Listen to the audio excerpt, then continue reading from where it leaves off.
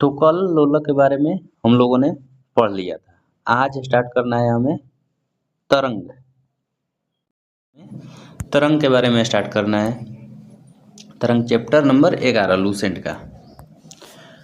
सबसे पहले तरंग के बारे में समझे तो तरंग दो प्रकार की होती है। तरंगे दो प्रकार की होती हैं, एक अनुप्रस्थ तरंग और एक अनुदैर्घ्य तरंग। ये यांत्रिक तरंग का भाग है। किसका? यांत्रिक तरंग का। तो तरंगे दो प्रकार की, एक यांत्रिक तरंग, यांत्रिक तरंग, एक चुंबकीय तरंग। चुंबकीय तरंग तो जो ये यांत्रिक तरंग होती हैं ये इसका दो भाग होता है, एक अनुदैर्घ्य, एक अनुप्रस्थ। अनुप्रस्थ ये अनुदैर्घ्य। तो आज तरंग के बारे में समझते हैं। तरंगे कितने दो भाग में होती है, एक यांत्रिक तरंग और एक अयांत्रिक तरंग। यांत्रिक तरंग और एक अयांत्रिक तरंग। अयांत्रिक तरंग को ही चुंबकीय तरंग बोलते हैं। जैसे गामा जो है ना, ये चुंबकीय तरंग है। ठीक। यांत्रिक तरंग किसे बोलेंगे? यांत्रिक तरंग उसे बोलेंगे जिसमें जाने के लिए माध्यम की आवश्यकता होती है। पदार्थ के गमन के लिए माध्यम की आवश्यकता होती है, उसे यांत्रिक तरंग कहते हैं। जैसे ध्वनि, ध्वनि कभी निर्वात में गति गमन नहीं कर सकती। ध्वनि के लिए कोई ठोस, द्रव या गैस माध्यम चाहिए ही चाहिए। इसी को हम यांत्रिक तरंग कहते हैं। यांत्रिक तरंग मैंने बताया कितने प्रकार की होती है? दो, एक अनुदैर्घ्य और एक अनुप्रस्थ। जो अनुप्रस्थ है ना, ये इसके लिए माध्यम की आवश्यकता नहीं पड़ती है। जैसे प्रकाश, प्रकाश के लिए कोई माध्यम की आवश्यकता नहीं है, यह निर्वात में भी गमन कर सकती है। तो यहाँ से यांत्रिक तरंग के लिए पदार्थ की माध्यम की आवश्यकता पड़ती है, उसे यांत्रिक तरंग कहते हैं। इसके दो भाग हैं, कौन कौन? एक अनुदैर्घ्य तरंग और एक अनुप्रस्थ तरंग। ठीक। अनुदैर्घ्य तरंग के बारे में बात करें तो जिसके लिए माध्यम की आवश्यकता हो, और जैसे यहाँ पे गति कर रही है कोई वस्तु, कोई जिसका ध्वनि ऐसे, मान लीजिए कोई ध्वनि ऐसे चल रही है ना, तो इसी दिशा में बल लगे, इसी दिशा में बल लगे, उसे अनुदैर्घ्य तरंग कहते हैं। तो अनुदिश समानांतर ऐसे जब जा रही है ना, तो इसी के दिशा में ऐसे बल लगे, उसी को समानांतर क्रम में, उसको अनुदैर्घ्य तरंग कहते हैं। ठीक। जब तरंग गति की दिशा के माध्यम से कोणों के कंपन करने की दिशा में अनुदिश या समानांतर होती है, तो ऐसी तरंग को अनुदैर्घ्य तरंग कहते हैं। ध्वनि तरंग, सबसे इतना याद नहीं रखना है, अनुदैर्घ्य तरंग में एक लाइन याद रखना है कि इसका ध्वनि जो है अनुदैर्घ्य तरंग का उदाहरण है। बाकी ये अनुदैर्घ्य तरंगों में ध्रुवण नहीं होता है। ध्रुवण क्या है आगे जाके मालूम चलेगा। तो अनुदैर्घ्य तरंगों में ध्रुवण की घटना नहीं होती है। अनुप्रस्थ तरंग की बात करें तो अनुप्रस्थ तरंग, जब तरंग की गति लंबवत पड़े, क्या? दिशा के लंबवत, मतलब अनुप्रस्थ में, अनुदैर्घ्य में सीधी जा रही थी, इसमें क्या होगा? ऐसे नहीं, सीधा ऊपर की तरफ। ठीक है, ये अनुप्रस्थ तरंग। अब बात करते हैं अयांत्रिक तरंग, या इसी को बोलते हैं विद्युत चुंबकीय तरंग। अल्फा बीटा ये विद्युत चुंबकीय तरंग नहीं है, लेकिन गामा जो है ना विद्युत चुंबकीय तरंग है। तो इसके बारे में, वैसी तरंग जिसके संचरण के लिए, जिसके गमन के लिए माध्यम की आवश्यकता नहीं होती है, उसे अयांत्रिक तरंग या विद्युत चुंबकीय तरंग कहते हैं। तरंगे जो है ना, सबसे पहले निर्वात में भी गमन कर सकती हैं। ठीक। विद्युत चुंबकीय तरंग की चाल क्या होती है? प्रकाश की चाल के बराबर होती है। विद्युत चुंबकीय तरंग की चाल प्रकाश की चाल के बराबर होती है। और प्रकाश की चाल कितना होता है? 3 × 10⁸ मीटर पर सेकेंड। तो विद्युत चुंबकीय तरंग के लिए माध्यम की कोई आवश्यकता नहीं है, और इसका चाल प्रकाश के चाल के बराबर होता है। नेक्स्ट, अब बात करते हैं, जो विद्युत चुंबकीय तरंग है ना, वो फोटोन की बनी होती है। जैसे प्रकाश किसका बना है? फोटोन का। तो विद्युत चुंबकीय तरंग भी फोटोन की बनी होती है। विद्युत चुंबकीय तरंग का तरंग दैर्घ्य 10 के पावर -14 से 10 के पावर 4 मीटर होता है। ये इतना याद नहीं रखना है, मतलब इतना के रेंज में रहता है, लेकिन सब अलग अलग, जैसे गामा, एक्स किरण, यू किरण, भी किरण ऐसे होता है। तो सबसे पहले छोटा 10 के पावर -14, ये जात जात जात जात 10 के पावर 4 हो जाता है। ठीक, तो वही बातें कर रहे हैं। विद्युत चुंबकीय तरंग दैर्ध्य का परास 10 के पावर -14 मीटर से 10 के पावर 4 मीटर होता है। विद्युत चुंबकीय तरंग के गुण के बारे में बात करें तो विद्युत चुंबकीय तरंग न धनात्मक होती है न ऋणात्मक होती है। ये क्या होती है? उदासीन होती है। यह अनुप्रस्थ तरंग है, जिसके लिए माध्यम की कोई आवश्यकता नहीं है, उसे अनुप्रस्थ तरंग कहते हैं। तो विद्युत चुंबकीय तरंग भी अनुप्रस्थ तरंग है। ठीक है, विद्युत चुंबकीय तरंग के गुण क्या क्या है? पहली बात, विद्युत चुंबकीय तरंग उदासीन है। दूसरी बात, इसके लिए यह अनुप्रस्थ तरंग है। विद्युत चुंबकीय तरंग अनुप्रस्थ तरंग है क्योंकि चुंबक के लिए कोई माध्यम की आवश्यकता नहीं होती है, और ये प्रकाश के वेग के समान होती है इसकी गति। तो ये पहले पढ़ चुके। और इसके पास ऊर्जा और संवेग होती है। इसकी अवधारणा सबसे पहले, सबसे इम्पोर्टेंट पॉइंट, कि विद्युत चुंबकीय तरंग की अवधारणा किसने दिया था? तो मैक्सवेल ने। किसने? मैक्सवेल ने। नेक्स्ट बातें करें, अब यहाँ से आते हैं। जैसे सबसे ज़्यादा अगर बोलेगा ना कि सबसे ज़्यादा आवृत्ति विद्युत चुंबकीय तरंग में किसकी होती है, तो है गामा किरण की। ये लाइन से पूरा याद करना है, एकदम पूरा सजाने के लिए अब दे रहा है। तो गामा किरण, सबसे पहले गामा किरण, उसके बाद एक्स किरण, उसके बाद परावैंगनी किरण, उसके बाद दृश्य किरण और अवरक्त किरण, और कोई है अवरक्त किरण के बाद रेडियो तरंग। यहाँ से थोड़ी सी, हाँ देखिए ऐसे ही याद रखिए, बताता हूँ। पहले सबसे पहले जेड आता है ना, तो जेड को हटा दीजिए। उसके बाद वाई, उसके बाद एक्स, ये दोनों किरण है तो इसको एक जगह रखिए, वाई एक्स। इसके बाद यू भी, सीधा वाई एक्स यू भी, 4 याद हो गया, वाई एक्स यू भी। अब जैसे कोई तैयार होता है तो क्या बोलता है? कहीं जाना रहता है तो क्या बोलता है? I am ready. ठीक है, आई एम रेडी। तो ये चारों सातों कंप्लीट हुआ, 2 2 4 3 7, ऐसे याद रखिए। कौन कौन? वाई सबसे ज़्यादा वेदन क्षमता और तरंग दैर्ध्य किसका होता है? वाई का, उसके बाद एक्स का, उसके बाद यू का, उसके बाद भी का, उसके बाद I am ready, I am ready. ठीक, अब बात करते हैं, इंग्लिश में ये था।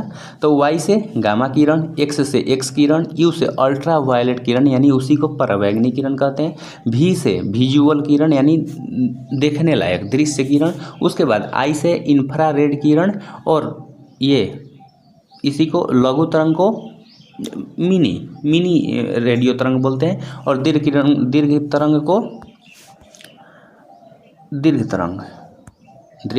तरंग को रेडिएटिव किरण कहते हैं। ठीक है, तो एक बार फिर से, गामा किरण, एक्स किरण, परावैंगनी किरण, दृश्य किरण, अवरक्त किरण इंफ्रारेड, लघु रेडियो तरंग, और इसको दीर्घ रेडियो तरंग कहते हैं। लघु रेडियो तरंग के बाद दीर्घ रेडियो तरंग आता है। इसकी खोज की बात करें तो गामा किरण का पॉल विलार्ड, एक्स किरण का रोएंटजन, परावैंगनी किरण का रिटर, दृश्य किरण का न्यूटन, और रक्त किरण का हर्सले। लघु रेडियो तरंग, देखिए यहाँ पे 2 लघु रेडियो तरंग बोल देगा तो इसका हर्ट्ज हो जाएगा, और जो दीर्घ रेडियो तरंग बोल देगा तो इसका क्या हो जाएगा? मार्कोनी। और क्या किया था? रेडियो, जो रेडियो है ना उसी का खोज किया था, रेडियो तरंग का भी खोज दीर्घ रेडियो तरंग का, और रेडियो का भी खोज मार्कोनी ने किया था। यहाँ पे इसका प्रास है, प्रास याद करना है। ठीक है, जो 10 के पावर 14 था, देखिए 10 के पावर 14 से स्टार्ट हो रहा है और कहाँ तक जा रहा है? 10 के पावर 4 तक। तो यही था, दीर्घ रेडियो तरंग का 1 मीटर से 10 के पावर 4 मीटर होता है। और ये प्रास पूछ लेते हैं, तरंगदैर्घ्य परिसर पूछ लेता है। तो ऐसा कीजिए, सबसे पहले आप इसको छोड़िए, ये दोनों को छोड़िए, क्यों? इससे भी क्वेश्चन बनता है लेकिन कम बनता है। इसको याद मत कीजिए, ये याद कीजिए, पॉल विलार्ड सबका खोजकर्ता, और ये इसका उपयोग सबसे इम्पोर्टेंट है, इसका उपयोग कि किस में किसका प्रयोग किया जाता है। तो गामा किरण का प्रयोग किसके लिए किया जाता है, तो इसकी गामा किरण की एक इम्पॉर्टेंट बात है कि इसकी वेधन क्षमता सबसे अधिक होती है और इसका उपयोग कृत्रिम रेडियोधर्मिता में किया जाता है। दूसरा, एक्स किरण का उपयोग आप जानती हैं क्या, चिकित्सा के क्षेत्र में। तो एक चिकित्सा के क्षेत्र में, एक औद्योगिक क्षेत्र में भी इसका होता है। परावैंगनी किरण, जिसे हम पानी को शुद्ध करते हैं और कीड़े को मारते हैं और मशीन को साफ करते हैं, उसी को बोलते हैं। तो चिकित्सा में, सिकाई करने में, बैक्टीरिया मारने में, नष्ट करने में परावैंगनी किरण का प्रयोग। दृश्य किरण हम देखने में, और इसकी खोज किसने किया था, न्यूटन ने। इसे वस्तुएं दिखलाई देती हैं। और औरक्त किरण की खोज हर्शले ने किया था। और इसमें कुहारे में फोटोग्राफी के लिए किस किरण का प्रयोग किया जाता है, तो औरक्त किरण का। और रोगियों की सिकाई में भी इसका प्रयोग किया जाता है, बस इतना। और रेडियो तरंग को टेलीविज़न में उपयोग करते हैं, रेडियो तरंग में, टेलीविज़न में, टेलीफोन में, ईटीसी में प्रयोग लघु रेडियो तरंग का करते हैं। और इसे हेनरिक हर्ट्ज ने खोजा था। अब दीर्घ रेडियो तरंग मार्कोनी, इसका प्रयोग रेडियो टेलीविज़न, मतलब दीर्घ रेडियो तरंग का प्रयोग टेलीविज़न में करते हैं, इतना याद रखिए। बाकी बढ़ते हैं नेक्स्ट। अब बात करें जो सूक्ष्म तरंग की तरंग दैर्घ्य होती है ना, वो 10⁻³ से 10⁻² मीटर होती है। बड़ा, हाँ। अब बात करते हैं तरंग दैर्घ्य के, नीचे आ जाओ यहाँ से। अब बात करते हैं कौन कौन, क्वेश्चन कैसे बनेगा, इनमें से कौन, क्वेश्चन कैसे बनेगा, इनमें से कौन विद्युत चुंबकीय तरंग है, विद्युत चुंबकीय तरंग है। 3 दे देगा अनुदैर्घ्य तरंग और 1 दे देगा अनुप्रस्थ यानी विद्युत चुंबकीय तरंग। आपको चुनना है, तो जब परिभाषा मालूम रहेगा तभी ना आप चुन पाइएगा सोच के। अब सारा ऑप्शन तो याद करना, सारा किरणें को याद करना, तरंग दैर्घ्य को याद करना तो संभव नहीं है। आप बस अनुमान लगाइएगा किसके लिए माध्यम की आवश्यकता पड़ती है, वो किस में चला जाएगा, अनुप्रस्थ या फिर विद्युत चुंबकीय तरंग में, जिसके लिए माध्यम की आवश्यकता नहीं पड़ती है। और जिसके लिए माध्यम की आवश्यकता पड़ती है वो आ जाएगा अनुदैर्घ्य में, जिसे ध्वनि से उसे रिलेट कर लीजिएगा। प्रकाश के लिए माध्यम की आवश्यकता नहीं होती। तो कौन कौन नहीं है विद्युत चुंबकीय तरंग, कौन कौन नहीं है, देखिए अल्फा बीटा गामा हम लोग एक साथ नाम लेते हैं। तो अल्फा और बीटा ये विद्युत चुंबकीय तरंग नहीं है, और गामा जो है ना ये विद्युत चुंबकीय तरंग है। उसके बाद कैनाल किरण, अल्फा बीटा मैंने बताया कि ये विद्युत चुंबकीय तरंग नहीं है यहाँ पे बता रहा है। और ध्वनि तरंग तो बिल्कुल आपको याद रखना ही रखना है, ये मोस्ट VVI है। और एक पराश्रव्य तरंग भी विद्युत चुंबकीय तरंग नहीं है। अब बात करते हैं हम ध्वनि के गुण के बारे में। जैसे एप्टीट्यूड क्या है, आयाम क्या है, तो दोलन करने वाली वस्तु जब अधिक से अधिक दूरी तय करती है ना, उसी को आयाम कहते हैं। जैसे ये ऐसे दोलन करती है ना वस्तु, तो ये जो ऐसे की जो यहाँ पे सबसे ज़्यादा पॉइंट पे गई ना, तो यहाँ से यहाँ तक की दूरी को आयाम कहते हैं, आयाम। या फिर इधर डोली, फिर इधर डोली, इधर डोली, इधर डोली, तो इधर वाली जो सबसे मैक्सिमम जहाँ जा सकती है ना, उसके बीच और यहाँ के बीच की दूरी को आयाम कहते हैं। ठीक है यार, चलिए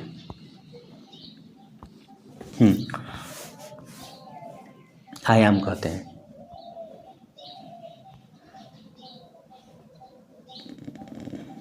अब बात करते हैं तरंग दैर्घ्य के बारे में। क्या तरंग दैर्घ्य, आयाम समझ गई, तरंग दैर्घ्य, तरंग दैर्घ्य क्या है,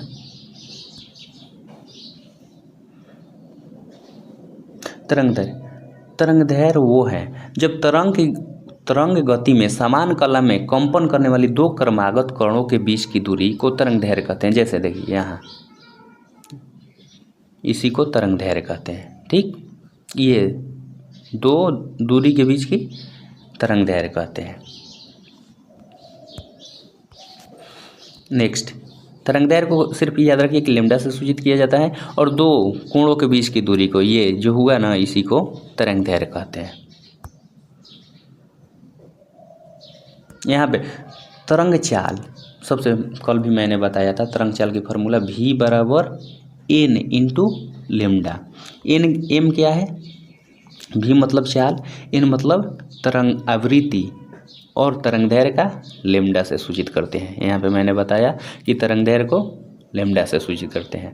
तो v बराबर n लैम्डा, ये फॉर्मूला बहुत इंपॉर्टेंट है, बार बार इस पर थोड़ा छोटा सा न्यूमेरिकल पूछ देता है कि आवृत्ति इतनी है, तरंगदैर्घ्य इतनी है, तो चाल कितना होगा, या फिर चाल इतना है, आवृत्ति इतना है, तो तरंगदैर्घ्य कितना होगा। समझ रही हैं? तो इसको सामने लिखिए और जहाँ पढ़ते हैं वहाँ पे साट दीजिए इस फार्मूले को। तो ये समाप्त होता है हमारा तरंग। अब बात करते हैं मेन ध्वनि तरंग के बारे में, क्वेश्चन यहाँ से बनते हैं। ध्वनि तरंग क्या है? ध्वनि तरंग एक प्रकार का कैसा है? अनुदैर्घ्य यांत्रिक तरंग है। उसके बाद ध्वनि तरंग की आवृत्ति परिसर इसका तो याद कर लीजिए कितना, 20 हर्ट्ज से नीचे आवृत्ति वाली ध्वनि को हम सुन नहीं सकते हैं, उसे अवसरव तरंग कहते हैं। हट जाए, हाँ यहाँ से ये अवसरव तरंग। अब ध्वनि तरंग क्या है? ध्वनि तरंग क्या है? एक अनुदैर्घ्य तरंग है। अनुदैर्घ्य, इसमें भी अनुदैर्घ्य यांत्रिक तरंग है। अनुदैर्घ्य तरंग तो ठीक है, यांत्रिक तरंग याद रखिएगा, और यांत्रिक तरंग का ही ना भाग है ये अनुप्रस्थ अनुदैर्घ्य। तो अब इसमें आता है ध्वनि तरंग में आवृत्ति परिसर के बारे में जानते हैं। एक होता है अवसरव, जिसके बारे में आप जानती होंगी, जो 20 हर्ट्ज से कम आवृत्ति का होती है, उसे अवसरव तरंग कहते हैं। ठीक है, इसे कान से हम नहीं सुन सकते हैं और बड़े मशीनों से इसको उत्पन्न किया जाता है। नेक्स्ट बात करते हैं श्रव्य, जिसे हम सुन सकते हैं। हमारी ऑडिबल वेव कितनी है? श्रव्य तरंग 20 हर्ट्ज से 20 किलो हर्ट्ज। किलो हर्ट्ज को हम 1000 से गुना करेंगे तो 20 गुने 1000 20,000 हर्ट्ज। तो श्रव्य तरंग कितने से कितने के बीच होती है परिसर आवृत्ति?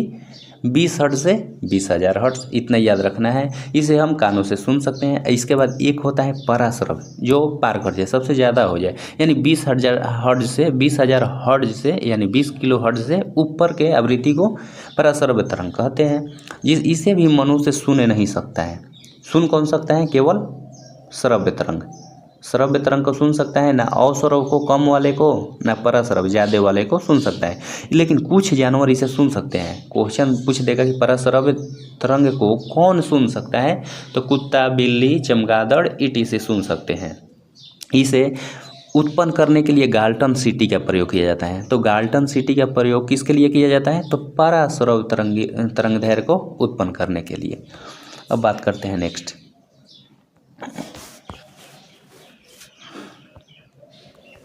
यहाँ से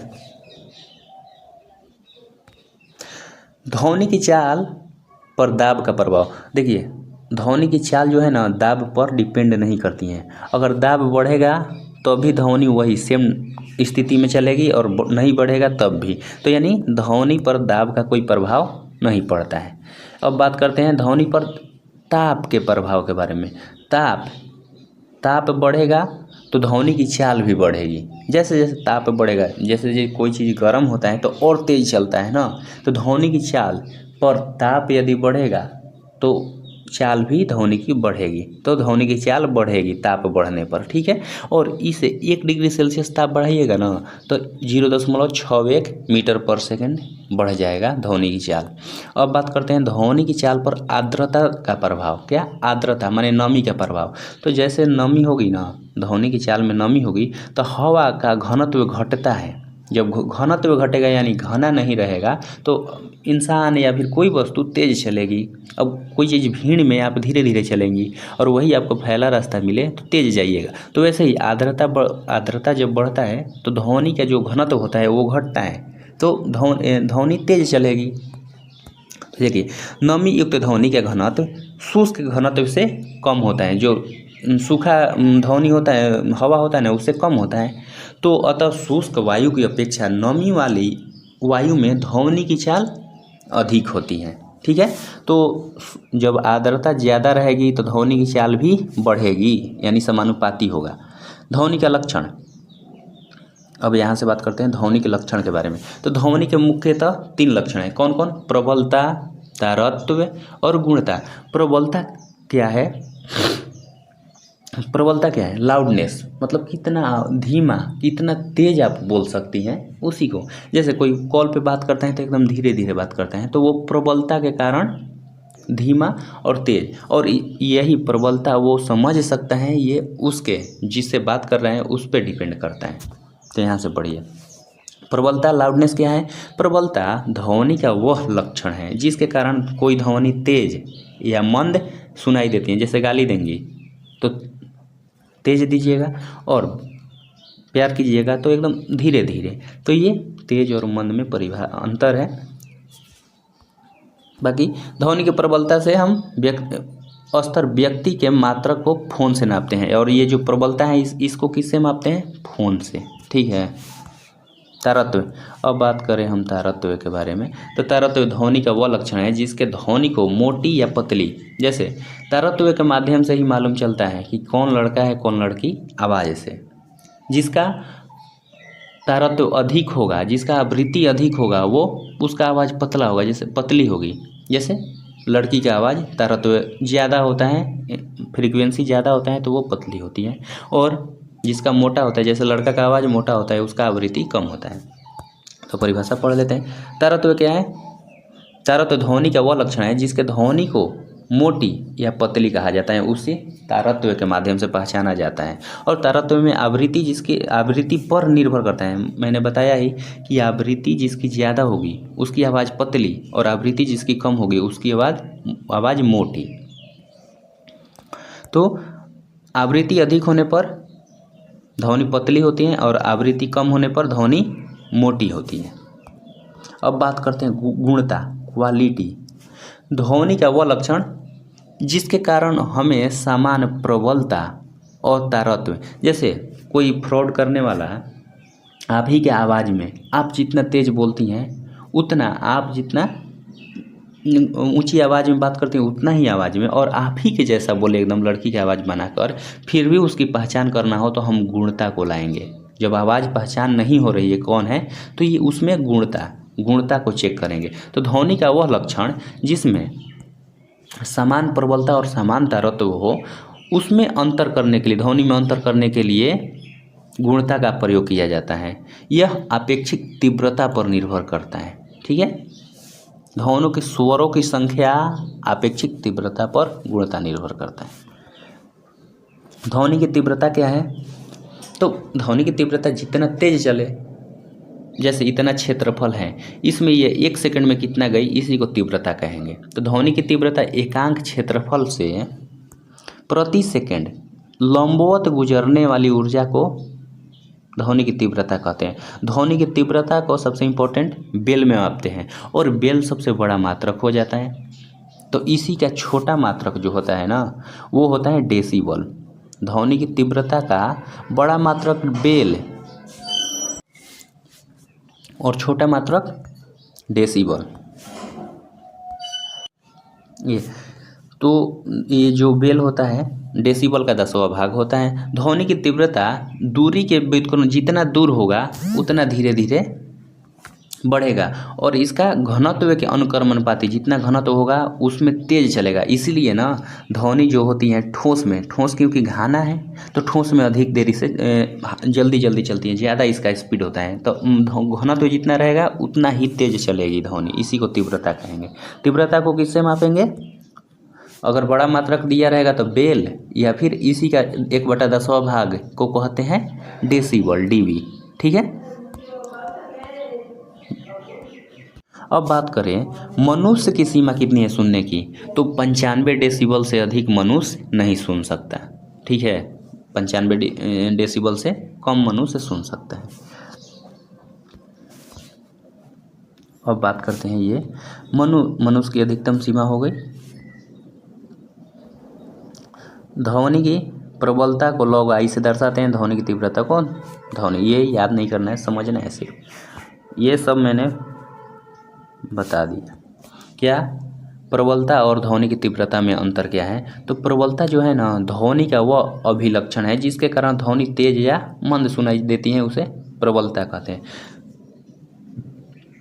ध्वनि की तीव्रता का परिभाषा क्या है? जो प्रति सेकंड क्षेत्रफल में गुजरे, लंबवत गुजरे, उसी को तीव्रता कहते हैं। ध्वनि तीव्रता का वह ऊर्जा है परिणाम है जो ध्वनि संचरण की दिशा के लंबवत खींचे गए इकाई क्षेत्रफल में प्रति सेकंड क्षेत्रफल से गुजरे। प्रबलता चेतना संबंधी है और ये वस्तुनिष्ठ है। यहाँ पे प्रबलता को मापी नहीं जा सकती है, सबसे बड़ी बात कि प्रबलता को मापी नहीं जा सकती है और ध्वनि को मापी जा सकती है। ध्वनि की तीव्रता को डेसिबल से मापी जा सकती है। यहाँ प्रबलता को सुनने के कान पर जो जैसे आप एकदम धीरे धीरे बात कर रही हैं तो जो सुन रहा है उस पर डिपेंड करेगा कि वो बातों को आपके समझ पा रहा है या नहीं। लेकिन ध्वनि की तीव्रता को मापा जा सकता है तो ये सुग्राहिता पर सुनने वाले पर निर्भर नहीं करता है। ठीक है, नेक्स्ट। ध्वनि स्रोत दूर किसी बिंदु पर ध्वनि की तीव्रता समान होती है। ध्वनि स्रोत से दूर किसी भी बिंदु पर तीव्रता समान होती है। प्रबलता अलग अलग व्यक्तियों के लिए अलग अलग होती है क्योंकि ये सुनने वालों पर डिपेंड करता है, क्योंकि प्रबलता ध्वनि के सुग्राहिता पर निर्भर करता है, यानी सुनने वालों पे निर्भर करता है। ये इसीलिए प्रबलता अलग अलग और तीव्रता हर बिंदु पर समान यहाँ से निकल रही है। प्रतिध्वनि क्या है? प्रतिध्वनि जो टकरा कर वापस आ जाए उसी को प्रतिध्वनि कहेंगे। ध्वनि और प्रति मतलब यहाँ से बोला टकरा के वापस आ गई, उसी को प्रतिध्वनि कहेंगे। तो जब ध्वनि तरंगे दूर स्थित किसी पिंड या टावर से टकरा कर परिवर्तित होती हैं तो उसी परिवर्तित ध्वनि को हम प्रतिध्वनि कहते हैं। प्रतिध्वनि सुनने के लिए कितना बीच की न्यूनतम दूरी होती है दो स्रोतों के बीच? तो 17 मीटर। यहाँ दीवार है और यहाँ से 17 मीटर रहेगा, इंसान खड़ा ना बोलेगा टकराएगा तो ये प्रतिध्वनि उत्पन्न होगी। और मतलब 17 मीटर बोलने का अर्थ है 16.6 मीटर एग्जैक्ट। और कान पर ध्वनि का प्रभुत्व 1/10 सेकेंड तक होता है। ध्वनि तरंग टकरा कर वापस इसमें जो फेज होता है ना वो परिवर्तित नहीं होती है। सबसे इम्पोर्टेंट बात कि जब ध्वनि टकराएगी और वापस आएगी तो उसमें जो ध्वनि का कला यानी फेज होता है वो कोई परिवर्तित नहीं होता है। बात करें अनुनाद की तो अनुनाद कंपन का स्वाभाविक गुण है। कंपन का अनुनाद एक प्रकार का कंपन है, बस इतना याद रखिए कि अनुनाद एक प्रकार का कंपन है। नेक्स्ट, ध्वनि का व्यतिकरण क्या है? जब देखिए ध्वनि का व्यतिकरण ये है, जब दो तरंगे एक ही दिशा में एक ही स्पीड के साथ गति करती हैं तो लास्ट में जहाँ मिलती है ना उसी को व्यतिकरण कहते हैं। तो जब समान आवृत्ति व्याम की दो ध्वनि तरंगे एक साथ एक ही बिंदु पर पहुँचती हैं तो ऐसे बिंदु पर बहुत सारा ऊर्जा का वितरण होता है, इसी घटना को व्यतिकरण कहते हैं। जब दो तरंगे एक साथ एक ही बिंदु पर, जैसे यहाँ पे पहुँचना था, अब यहीं पे एक और यही समय पर पहुँच गई और यहाँ पे जो भारी तबाही करेगी ना एक साथ है, उसी को व्यतिकरण कहते हैं। ठीक, हाँ व्यतिकरण। अब अगर देखिए अगर यहाँ ऐसे जा रही थी और एक ही बिंदु पर आ गई, यहाँ पे आ गई तो इसे समपोषी कहेंगे, और यहाँ पे जाके मिल रही है तो इसके व्युत्पोषी कहते हैं। विपरीत पोषी इसको कहेंगे हम विनाशी। ठीक है, विनाशी न्यूनतम तीव्रता। ठीक, ध्वनि का परिवर्तन क्या है? ध्वनि का विवर्तन, डिफ्रेक्शन ऑफ लाइट। तो किनारे से मुड़कर ये कितना, जैसे बालू देखी है, इसका 10वां भाग, इसका 20वां भाग, एकदम कम से कम छोटा से छोटा 1 मीटर कोटि। अतः जब कोटि का कोई अवरोध ध्वनि के मार्ग में पड़ता है, यानी बहुत से छोटे टुकड़े से कोई ध्वनि टकरा कर उसके किनारों से मुड़ जाए, उसी को ध्वनि का विवर्तन कहेंगे। बहुत छोटा टुकड़ा, दीवार देखिए, दीवार के बहुत सारे छोटे टुकड़े से टकरा कर कोई ध्वनि वापस लौट जाए उसे ध्वनि का विवर्तन कहेंगे, और बड़े टुकड़े से लौट जाए उसे परावर्तन कहेंगे। एकदम छोटे टुकड़े से चला जाए तो उसे विवर्तन कहेंगे। नेक्स्ट, डॉपलर प्रभाव क्या है? डॉपलर प्रभाव तो देखिए जहाँ ध्वनि स्रोत है, जहाँ से मैं बोल रहा हूँ और आपके बीच, श्रोता के बीच आपेक्षिक जो गति होती है, और श्रोता जो ध्वनि जो मैं बोल रहा हूँ, जैसे मैं 70 डेसिबल के हिसाब से बोल रहा हूँ, आपको 50 सुनाई दे रहा है, इसी वास्तविक और अवास्तविक अलग अलग सुनाई देने की घटना को डॉपलर प्रभाव कहते हैं। इसी को डॉपलर प्रभाव कहते हैं। जैसे मैं बोल रहा हूँ 70 की स्पीड से, आप यहाँ हैं तो आने में आपको थोड़ा कम सुनाई देगा, यहाँ पे कम सुनाई देगा 50 डेसिबल। तो इसी को निकालने के लिए कि वो बोला कितने से और इसे सुनाई कितना दी जाए, इसी के अंतर, इसी के गुण को निकालने के लिए, वास्तविक समय निकालने के लिए डॉपलर ने एक नियम दिया था जिसे डॉपलर का प्रभाव कहते हैं। तो पढ़ लीजिए किताबी लैंग्वेज। जब किसी ध्वनि स्रोत एवं श्रोता के बीच अपेक्षिक गति होती है, दोनों गति में हो और श्रोता को ध्वनि की आवृत्ति और उसके वास्तविक आवृत्ति से अलग सुनाई दे, तो इसे डॉपलर प्रभाव कहते हैं। नेक्स्ट बात करें मैक संख्या। क्या मैक संख्या कुछ नहीं है। मैक संख्या चाल की गति, किसी जहाज की गति, चाल की गति, मतलब चाल, पिंड की चाल और उसके माध्यम ताप पर उन्हीं परिस्थितियों में ध्वनि की चाल के अनुपात को मैक संख्या कहते हैं। मैक संख्या क्या है? माध्यम में चाल बटा ध्वनि की चाल के अनुपात को मैक संख्या कहते हैं। अगर मैक संख्या एक से अधिक, एक रहेगा, एक से कम रहेगा, आगे पढ़िए ना। मैक संख्या क्या है? किसी माध्यम में किसी पिंड की चाल और माध्यम में ताप और दाब की परिस्थितियों में ध्वनि की चाल के अनुपात को मैक संख्या कहते हैं। माध्यम की चाल बटा ध्वनि की चाल को मैक संख्या कहते हैं। मैक संख्या अगर एक से अधिक है तो वो पराध्वनिक, सुपरसोनिक कहलाती है। मैक संख्या एक से अधिक है तो उसे बोल देगा कि मैक संख्या एक से अधिक है, तो वह चाल क्या कहलाएगी? तो पराध्वनिक। और वही अगर 5 से अधिक हो जाएगी ना तो उसे बोलेंगे अति पराध्वनिक, हाइपरसोनिक। तो देखिएगा कभी कभी मिसाइल का देता है हाइपरसोनिक और कभी कभी देता है सुपरसोनिक। तो जो हाइपरसोनिक होगी उसकी संख्या, उसका चाल 5 मैक से अधिक होगा और जो सुपरसोनिक होगी उसका 1 मैक होगा। बात करते हैं अब प्रघाती तरंग के बारे में। तो जब पिंड की चाल पराध्वनिक हो जाती है, जो वो अपने पीछे माध्यम शंक्वाकार, जैसे जहाज देखिएगा मिसाइल उड़ती है ना तो पीछे अपना जो कंपन छोड़ती है, और कंपन छोड़ती है तो जाके यहाँ का घर गिर जाता है, तो इसी को प्रघाती तरंग कहते हैं। वही बोल रहा है। जब पिंड की चाल पराध्वनिक हो जाती हैं तो वो अपने पीछे एक शंक्वाकार विक्षोभ यानी लूप छोड़ती हैं जिसे विक्षोभ के संचरण के प्रघाती तरंग कहते हैं। माने घात करती हैं, इसलिए प्रघाती। तो आज तरंग और ध्वनि तरंग दोनों समाप्त हुआ। कल से इसका नेक्स्ट क्लास करते हैं।